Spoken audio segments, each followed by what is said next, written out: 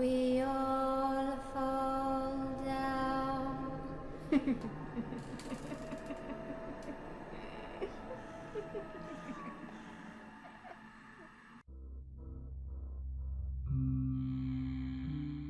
Ah, quelle journée. Alors voyons, est-ce que j'ai des messages sur mon répondeur? Ah oui, tiens. Mon dentiste? Mais je n'ai pas rendez-vous aujourd'hui. Bon, écoutons. C'est décidé. Dès demain, je ferme mon cabinet. Je peux plus. Je ne peux plus exercer après ce que j'ai fait. Je ne pourrai plus jamais m'enlever cette image de la tête, de moi en train de torturer quelqu'un. Je voulais vraiment pas le faire. Comment j'aurais pu savoir? Alors un petit message rapide pour tous mes patients. Je sais que ça va vous emmerder ce que je fais. Je sais bien que maintenant vous allez devoir chercher un autre dentiste. Surtout qu'en ce moment, c'est pas vraiment ce qu'on trouve le plus facilement. Je sais que je vais en emmerder plusieurs et en foutre énormément dans la merde. Je m'en excuse, mais je ne peux vraiment plus. Je vous explique. Après tout, je suis plus à ça près. Excusez-moi d'avance si je vous fais un énorme message à rallonge sur votre répondeur. Il y a quelques jours, l'un de mes patients dont je tairai le nom est comme d'habitude venu pour son rendez-vous.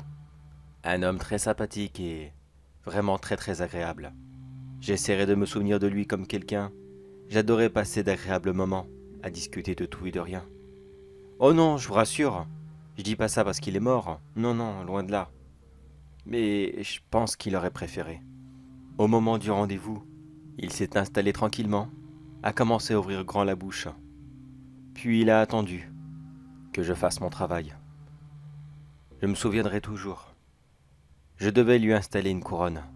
Pour ce faire, je devais tailler la dent de sorte qu'elle reçoive la couronne provisoire que je devais lui installer la semaine prochaine. Bien sûr, avant de commencer, je lui avais injecté un petit anesthésiant. Mais quand j'ai commencé à lui parler, à lui demander s'il allait bien, et d'autres petites bêtises comme ça, il ne m'a pas répondu.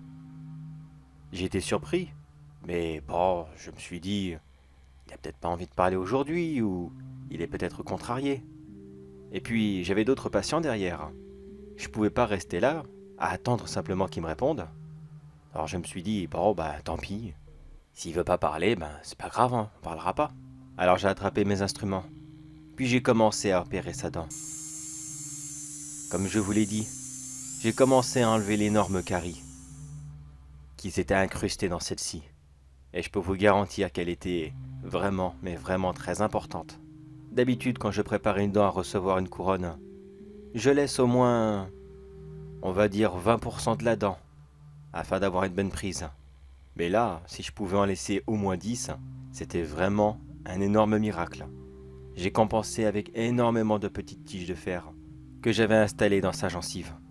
Le rendez-vous a même été beaucoup plus long que prévu.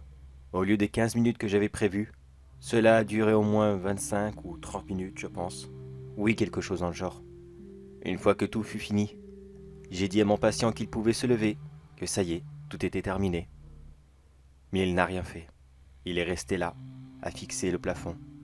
Je lui ai donc répété « Allez-y, monsieur, c'est bon, vous pouvez vous lever, j'ai fini. » Mais toujours la même chose.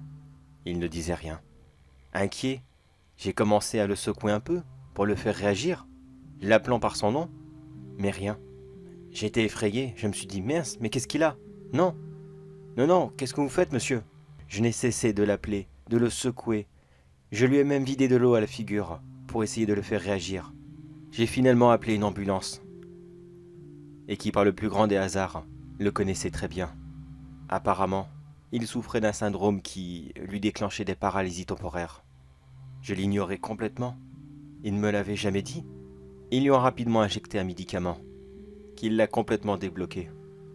Et la première chose qu'il a fait, quand il a pu retrouver l'usage des mouvements et de la parole, il s'est mis à hurler, et à hurler, de douleur et de toutes ses forces.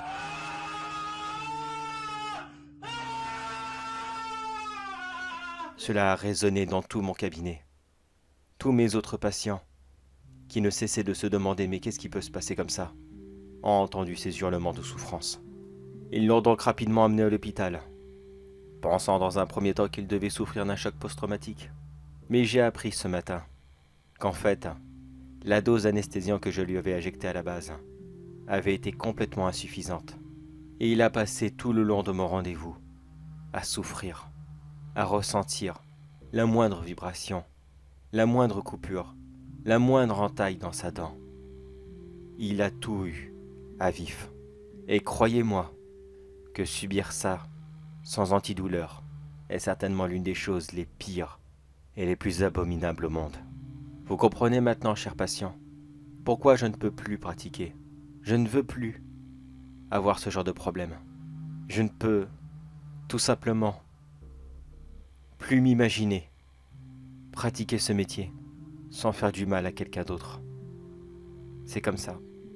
Alors, encore une fois, je suis désolé de vous laisser dans la merde, mais je n'ai vraiment pas le choix. Bon courage à vous, et adieu. Alors, le pauvre, qu'est-ce que ça doit faire mal. Je n'aurais pas du tout aimé être à sa place. Bon, bah, plus qu'à trouver un nouveau dentiste.